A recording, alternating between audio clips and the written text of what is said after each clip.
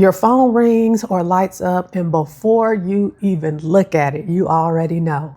Somebody wants something, somebody needs something, somebody has a question, a request, a problem that has somehow become yours to solve. And you're already running on empty. You have had enough. You have become available to everyone at work, at home, in the group chat, in every email thread, and in every conversation. But here's what I want to ask you. When did you decide that? Like, when did you actually sit down and decide you would be this available to everyone else? Because for most of us, we never did. It just became our default. And if this sounds familiar to you, this is exactly what we're talking about in today's video.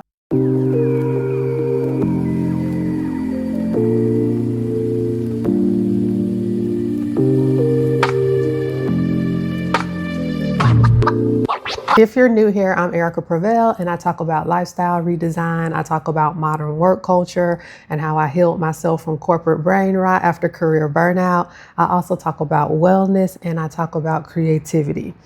Today is episode 3 in a 4-part series I'm doing called 4 Reasons Why Your Life Doesn't Feel Like Yours Anymore, based on the lens in which I created to see lifestyle design through. And today we are talking about boundaries and access.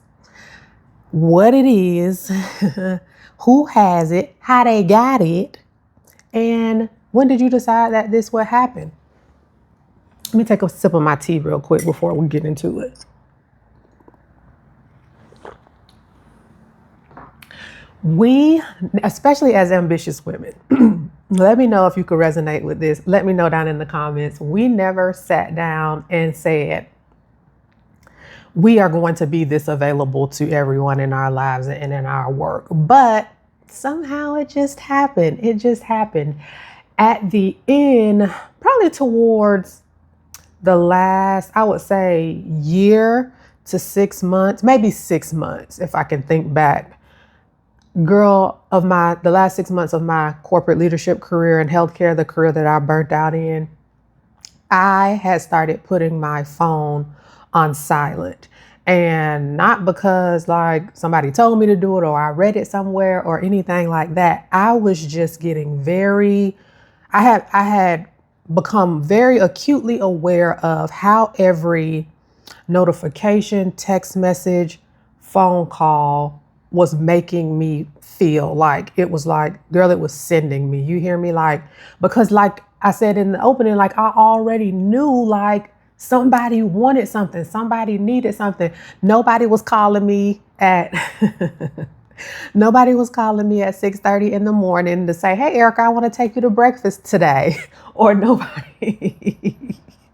was calling me at 6:30 in the morning saying, hey, Erica, you know what? You've done great work. Go ahead and just take the day off. Like nobody was doing that. So I already knew that when that phone lit up, ring, ping, buzzed, whatever the sound was, like I was just like, what is it now? Like, what is it now? So that's why I started putting my phone on silent, just so I could have some kind of control over my mornings, particularly. Like I could do the things that I needed to do in the morning before jumping right into work and solving other people's problems. That was one of the reasons why I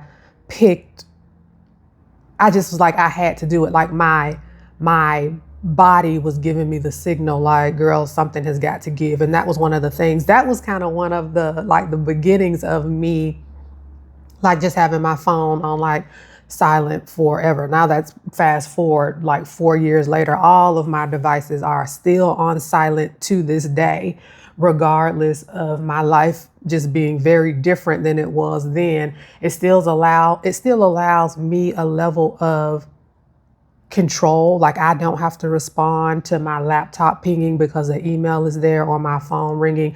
I get to decide when I will respond to those things. And for you, that might look different. It might be all work-related things. For me, it was all work-related things. You know, somebody's always reaching out, asking for something, needing something, wanting something. But for you, that might look different. It might look like your friend group, your family, immediate family, extended family, maybe community groups that you're in or that you lead. Just, it can look very different. But when it comes to that always available thingy, so many of us as women in particular, but ambitious women, and I say ambitious women because they know that we are used to getting things done, not just putting a goal out there or saying that we want to achieve something, but really putting forth the effort and the work to actually achieve something.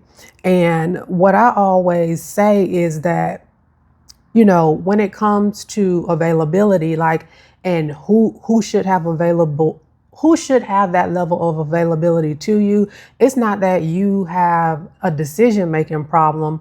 It's that you have become so removed from knowing that you are a part in that decision making process, not just the people who are on the outside that need something from you. So like I just said, today we are looking at layer number 3, which is boundaries and access. You're available to everyone, but when did you choose? When did you decide that?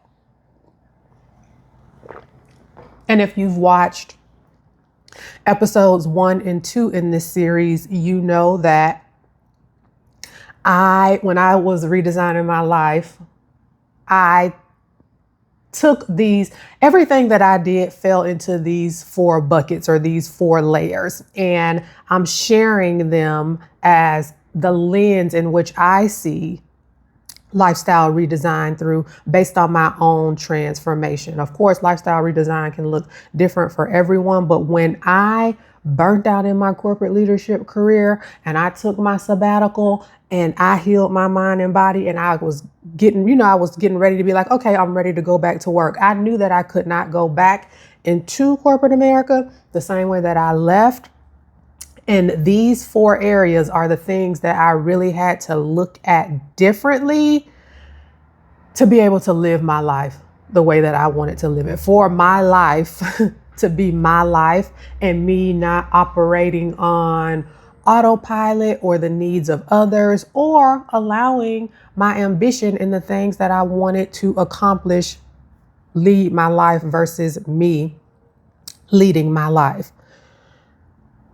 And here's too, like, having that type of availability to you, it comes at a cost.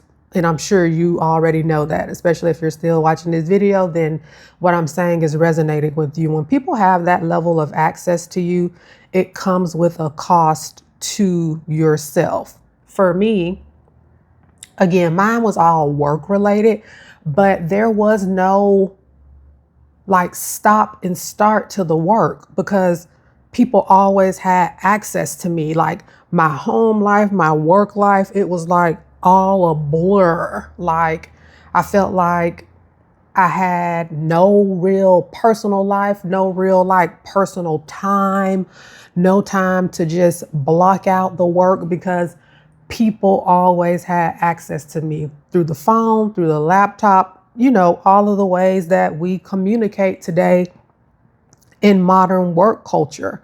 And I felt like I did not, again, have time to just live as a full human, as a full woman, like doing things in life that had nothing to do with work or a paycheck.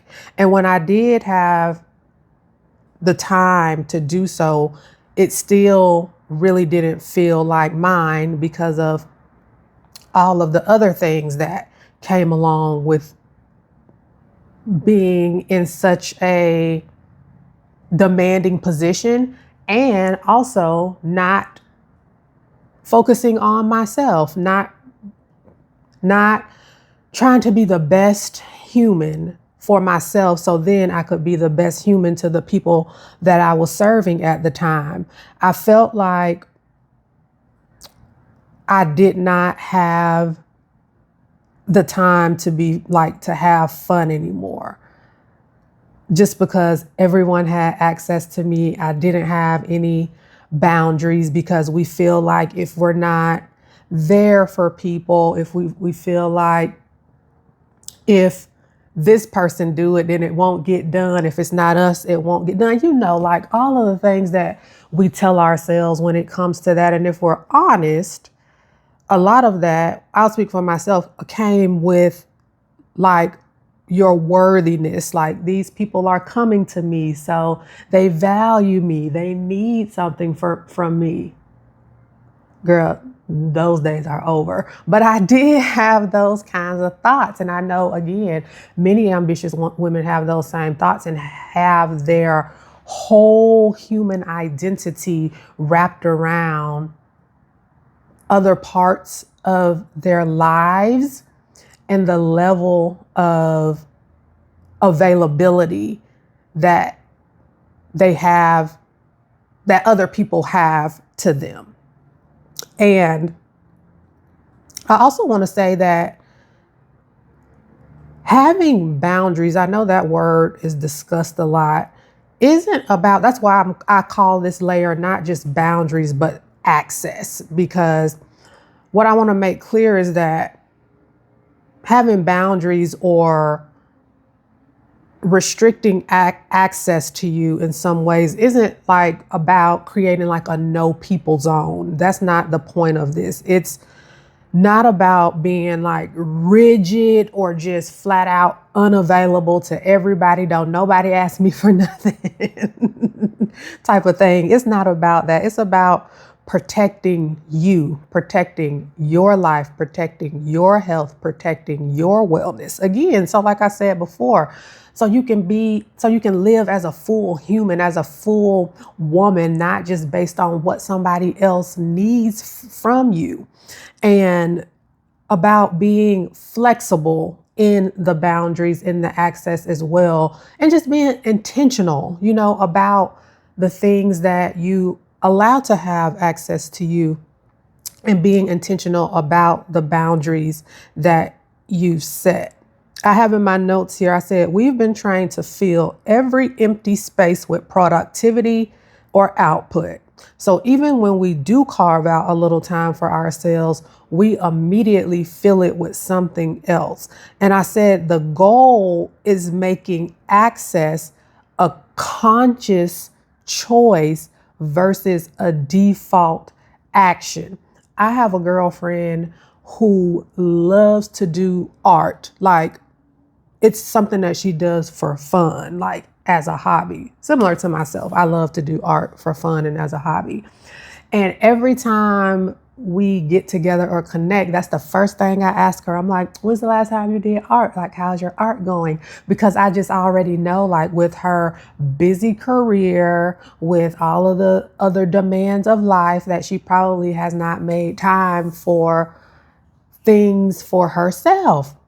Again, not having enough boundaries around her time or enough boundaries around her access to allow herself, even if it's 30 minutes a week, to just sit down and ideate about her art. I mean, it doesn't always have to be sitting down in front of the canvas, actually sketching or painting something. It could be ideating, thinking about new colors you want to use. But I always ask her that, and she's like, that's one thing I appreciate about you. You always bring me back to like my art. And no, I haven't done it. I haven't done it in a while because, work and keeping the house up and, just again, all the things that we have to do as women.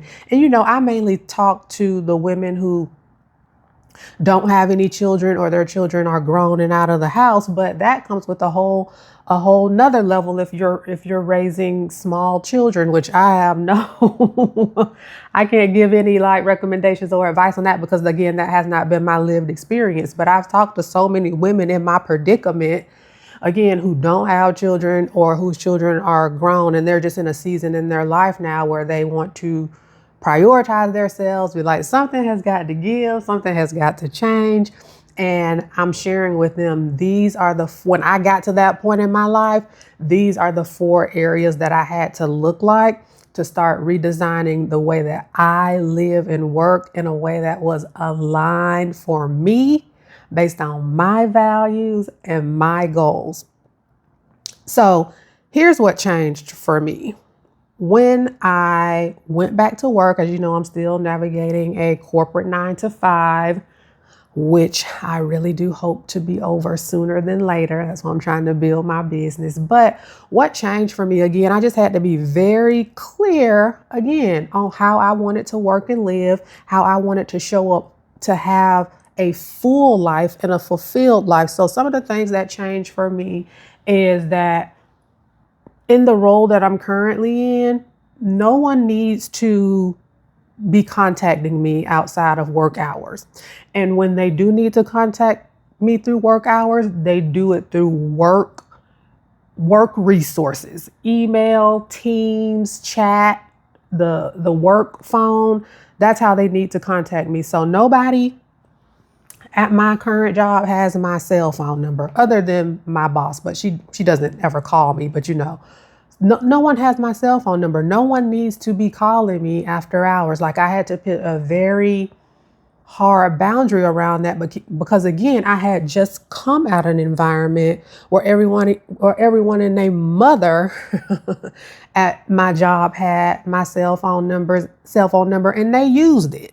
So that was something that changed for me. I also have very clear but flexible on certain situations start and finish times with my work. My work no longer like blurs between like my home life and my work life. I have a very clear start time and I have a very clear stop time. Now, are there different seasons in the work where I have to be flexible around that? Yes, and I have no problem doing that. But generally, this is when I start and this is when I stop. Again, it's a level of protection for my health, my wellness, and to live a full life. Like, my life is not just about working. Like, that is a small element of my life. And I had to get to that state and just be like, no, like, I want to live a full life. Yes, we have to work. That's a part of life. And I don't have a problem with working, and I know you don't too,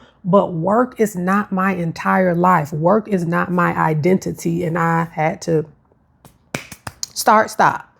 Another thing that I do is I put clear, I call it CEO time on my personal calendar. I call it focus time on my work calendar, but I block out time in my calendar for just me. And my work on focus time, it's either me just having time to just brainstorm or ideate, like with no interruptions. And in my personal life, it's time just for me, like uninterrupted time. And I don't let anything come in between that. Even in my 9 to 5 job, I'm not one of those people that have back to back meetings. Like, those days are over. There needs to be some cushion and some space in between all of those meetings. And again, if there is a week or a day where something needs to be fit in, back to back, I can be flexible. But is that my regular everyday or my regular week? No, ma'am. No, ma'am. You have to give yourself space. You have to insert boundaries around how people access you so you can show up well, again, in the work that you do and in your personal life. Also, what changed for me, and this one was very, very hard, and this one you might be able to relate to this too, but I stopped having like knee-jerk reactions to requests. Like, people email you like, hey, I need you to do this. I need you to help out on this project. Can you take this on? Can you help Sarah? Can you help Bob? And we always, sure, yeah, but what do you need? Da, da, da. No. I stopped having those type of knee-jerk reactions to myself. And I started asking myself, like, before responding, and sometimes I don't even respond the same day. Like, in professional settings, a 24-hour response time is appropriate, even though we have been made to believe that you have to respond to people in the next 5 minutes. So before I respond, I think to myself, does this thing really need me right now? Can it wait? Can someone else take it on, or can it be rescheduled or scheduled for another day? Those are some of the things that I ask myself before making those knee-jerk reactions. I said earlier too about my kind of CEO time, or like my no interruption time. You guys know I go, girl, I go on my beach walks. Like when I'm at the beach walking, nobody has access to me unless I allow the access. Like that's one of the places where, no, you cannot call me. You D. Again, you have to be able to create some space for yourself where nobody has that access to you or that availability to you, so you can do what you need to do. If that's just sit, if that's just think, if that's just sip your tea peacefully, whatever it is, have something for yourself that has no interruptions. And people, again, boundaries really aren't about other people. I know, like on the internet and things, people frame it that way a lot, but for me, boundaries aren't really about other people. It's about me. It's about protecting my health, my wellness, my work, my capacity. That's what those things are about. Now, how do we enforce boundaries around our access and having access to people, not just create them? Because again, I know people talk a lot on the internet about boundaries, but it's about knowing how to not just create it, but to enforce them, because they will get tested. Girl, they will be tested.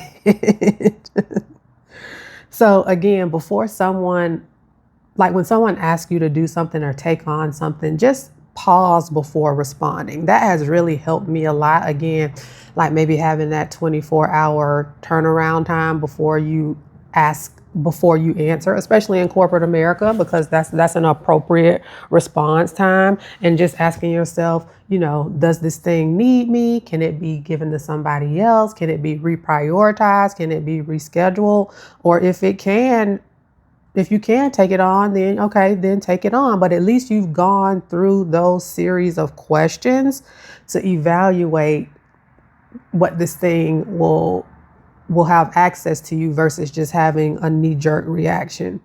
Now, if it's a personal request, girl, can you help me? Can you help me with this event that I'm putting on? Or can you do this? Or can you do that?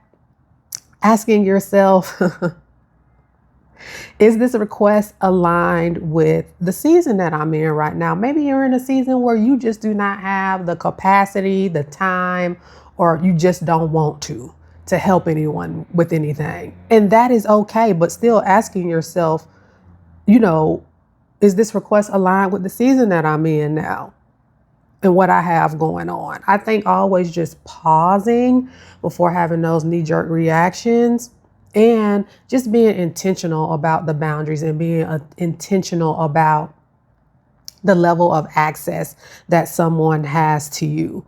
And it doesn't have to be, I said this in another video, like this big, no, I'm not doing that because this is my boundaries. And it don't have to be all that. It can just be a quiet gesture for you internally, in a series of questions that you're asking yourself before you even respond to the ask, the request, or whatever that thing may be. And so that's what I'm here to help you do. I'm here to help you become more curious about your own life, help you ask these questions, break and interrupt these habits, and start moving more intentionally in your own life. And if you're in a season where that's something that you want to do, I have my digital product, the Ambition Reset, that is a 7-day audio reset that helps you start interrupting some of those patterns and start moving forward in a life that you desire.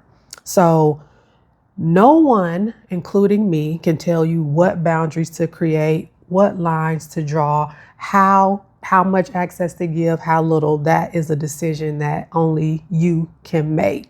Because what works for me may not work for you. And like I said before, that's the whole point, because I'm not here to give you another copy and paste solution for your life. You know you're already too available. You know people have all of this access to you. I don't have to tell you that. What I'm here to help you with is make sense of what is happening, interrupt those patterns, ask better and different questions of yourself, and then start making those small intentional actions forward. Start experimenting with things in your life to help you move forward. So, as I've done in the other episode 1 and episode 2 in these series, I'm going to give you some questions that you can just sit with to ask yourself around boundaries and access. So question number 1, who has access to you right now? And is there anyone or anything on your list that you never actually said yes to? Like it was just dumped on you, just handed off to you. You said yes reluctantly or as a knee-jerk reaction. Excuse me. Think about the last time someone asked something of you and you said yes before you even thought about it. I just said that. What would happen if you just paused first? What if you happened if you just took a beat? Again, I talked about it intensely in regards to work, but even in your personal life, someone calls you or texts you, you can pause before you respond. Even if you need to set this aside, let me get back to you on that. You know, you don't have to just have this knee-jerk reaction to responding. Question number 3, is there a version of you that exists outside of what everyone else needs from you? When did you spend time with her last? Yeah, think about that one. And instead of asking, how do I get people to respect my time? Ask, what have I been showing people about how to treat me and my time? That's an entirely different question that takes a lot of internal reflection. And I think you should ponder on that. And again, instead of asking these grandiose questions like, how can I change my entire life? What do I do? Just ask yourself, what small intentional ways can I experiment with living differently? What ways can I experiment with setting a boundary here, with setting limits to my access here? See how it works. Change it, move it around, shift it, but experiment with those things and see what works best for you. So, as I've always said in the other 2 videos, you have become an expert at everyone else's expectations, but you have become a stranger to your own. I'm here to help you notice, make sense of what's going on, ask yourself better questions, interrupt those patterns, and start making a more aligned, intentional decisions to move forward in the way that you work and live. So, like I said, this is episode 3 in this 4-part series. Next episode is the 4th episode, and it's something, I saved this one for last, the layer that we're going to talk about in episode 4, because it's one of my favorites, although all 4 of these layers are the things that I really had to really examine and investigate for myself thoroughly when I was redesigning my life, when I was in that basically fork in the road. You know, I've had my sabbatical. I'm ready to go back to work. Do I go back the same, or does something have to change? So these are the 4 areas that I really had to pay attention to in the lens in which I see lifestyle redesign through. So next episode is going to be layer 4. And the ambition reset is down in the description box if that's something that you're interested in. And I will see you. Wait. If any of this resonated with you, let me know down in the comments. Give this video a like for sure. Go ahead and like it. And I will see you in episode 4. Bye.